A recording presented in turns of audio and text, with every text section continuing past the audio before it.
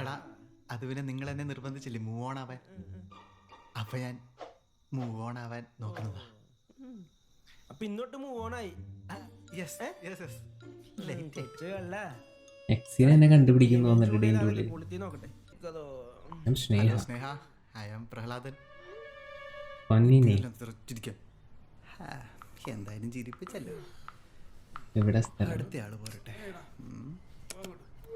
Hi, what's your name?